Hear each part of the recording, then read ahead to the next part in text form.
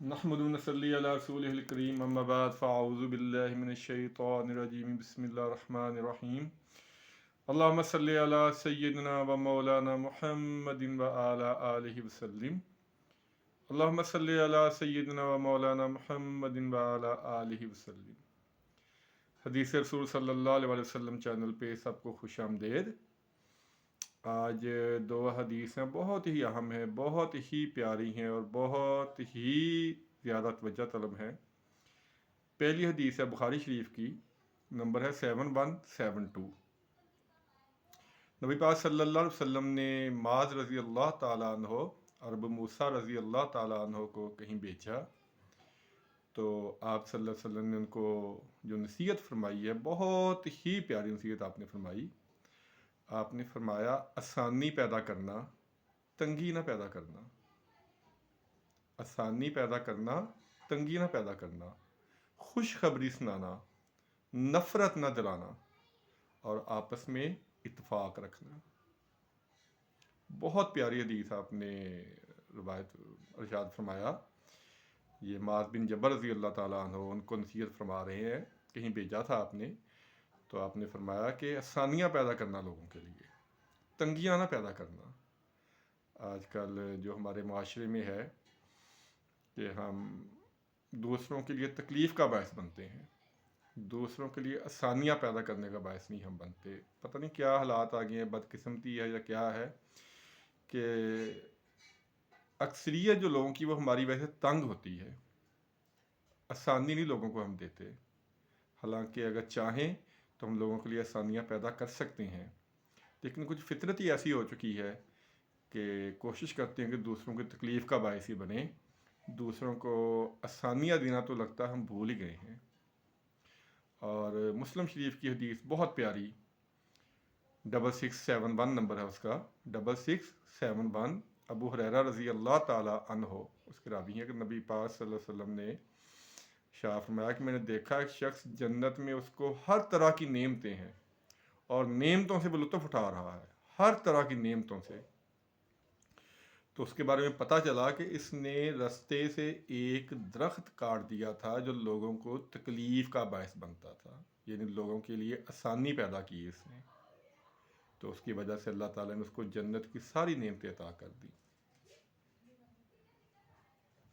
بہت ہی پیاری دو حدیث ہے، اگر ہم ان پہ عمل کر لیں، ان پہ ذرا غور کر لیں کہ ہماری وجہ سے کوئی مشکلات کا شکار تو نہیں ہے، کسی کو تنگی تو نہیں ہے، اور خوشخبریاں دینا تو ہم جیسے بھول ہی چکے ہیں۔ ہماری جو زبان ہے، اللہ تعالیٰ معاف کرے، یہ ہمیشہ نفرت کے بول بولتی ہے۔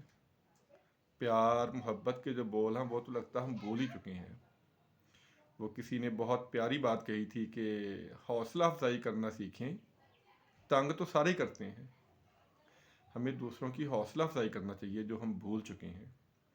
جو نبی پاک صلی اللہ علیہ وسلم نے نصیحت کی تھی، بہت پیاری کی تھی کہ لوگوں کو خوشخبری سنانا، ان میں نفرت نہ پھیلانا۔ اور ہم آج کل دوسروں کے اندر نفرتیں پھیلا رہے ہیں، چاہے وہ دنیاوی لحاظ سے ہو اور مذہبی لحاظ سے، تو اس کی کوئی انتہا ہی نہیں ہے نا کہ ہم کس قدر لوگوں کو ایک دوسروں سے دور کر رہے ہیں۔ یہ جو دو حدیث ہم نے سماعت کی ہیں، اگر ہم انہی پہ عمل کر لیں تو میرے خیال میں ہمارے معاشرے میں بہت ساری آسانیاں پیدا ہو سکتی ہیں، اور نفرتیں اور دوریاں اور اختلافات وہ ختم ہو سکتے ہیں۔ ضروری نہیں ہے کہ آپ کسی کے لیے بہت بڑا کام کریں یا اس کو بہت زیادہ پیسے دیں یا کوئی بہت زیادہ اس کو اس کا فائدہ پہنچائیں۔ چھوٹے سے اگر آپ اس کی حوصلہ افزائی کے لیے بھی چند الفاظ استعمال کر لیں تو شاید اسی سے اس کا جو دل ہے وہ بہت بڑا ہو جائے گا، خوش ہو جائے گا، اس کی جو اداسی ہے وہ کچھ لمحے کے لیے ختم ہو جائے گی۔ ہماری عادت ہے کہ ہم اپنے جہاں بھی کہیں بیٹھتے ہیں اپنے دکھوں کو لے کے بیٹھ جاتے ہیں۔ وہ کسی نے کہا کہ دکھ سنانے سے ختم تو نہیں ہوتے لیکن کم ہو جاتے ہیں، تو میرا تو خیال یہ ہے کہ آج کل تو ہر بندہ پہلے ہی دکھی ہے، تو اس کو اپنے دکھ مزید نہیں سنانے چاہیے۔ ہاں کوئی اچھی بات ہو، کوئی خوشخبری ہو تو وہ اس کو بتانی چاہیے۔ تکلیف میں تو ہر بندہ پہلے ہی ہے، تو ہم کسی کی تکلیف کا باعث کیوں بنے؟ یہ کسی کے لیے جو آسانیاں پیدا کرنا ہوتا ہے نا، یہ بہت ہی بڑی نعمت ہے، بہت بڑی نیکی ہے یہ۔ کسی کے لیے آسانیاں پیدا کرنا، کسی کے چہرے پہ مسکراہٹ لانا، کسی کی حوصلہ افزائی کرنا۔ آج کل ہمارا جو رویہ ہے وہ دوسروں میں نکتہ چینی کرنا، ان کے عیب تلاش کرنا، کوئی چھوٹی سی اگر کسی کی غلطی ہو تو اس کو ہائی لائٹ کر کے اس کو دکھ دینا، اس کو تکلیف دینا۔ حضرت علی رضی اللہ تعالیٰ عنہ کا قول مبارک یاد آ گیا، بہت پیارا قول ہے، میں اکثر اس کو دہراتا رہتا ہوں کہ آپ رضی اللہ تعالیٰ عنہ نے فرمایا تھا کہ جو دوسروں کی غیبت کرتا ہے، جو دوسروں کے عیب تلاش کرتا ہے، اس کی مثال اس مکھی کی طرح ہے جو پورے خوبصورت جسم کو چھوڑ کر صرف گندگی اور زخم والی جگہ پہ بیٹھتی ہے۔ بدقسمتی سے ہماری بھی یہی عادت ہو چکی ہے کہ اگر کسی شخص میں 100 خوبیاں ہیں تو ہم وہ 100 خوبیاں نہیں دیکھتے، اور خدا نہ خواستہ کہ اس میں ایک خامی ہے تو ہم اس کے پیچھے پڑ جاتے ہیں۔ تو ہمیں لوگوں کے لیے آسانیاں پیدا کرنی چاہیے۔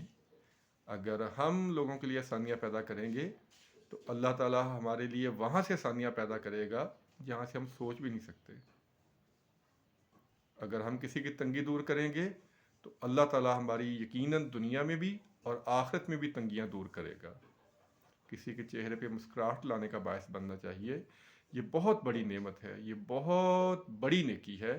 میں نے پہلے وہ بات میں اکثر کہتا ہوں کہ حوصلہ افزائی کیا کریں۔ تنگ تو سارے کرتے ہیں، پریشان تو سارے کرتے ہیں، تو ہمیں کم از کم اگر ہم کسی کی حوصلہ افزائی نہیں کر سکتے، کسی کے لیے آسانیاں پیدا نہیں کر سکتے، تو کسی کی تنگی کا بھی باعث نہ بنے، کسی کو پریشان کرنے کا باعث نہ بنے۔ آج کل ماحول ہی ایسا کہ ہر بندہ کسی نہ کسی وجہ سے پریشان ہے، تو مزید اس کو پریشان کرنا کسی بھی لحاظ سے، دینی لحاظ سے بھی اور دنیاوی لحاظ سے بھی، یہ بہت غلط بات ہے۔ نبی پاک صلی اللہ علیہ وسلم جو پیاری نصیحت کی، میں بار بار دہرا رہا ہوں کہ آسانیاں پیدا کرنا، تنگی پیدا نہ کرنا، اور خوشخبری دینا، نفرتیں نہ پھیلانا۔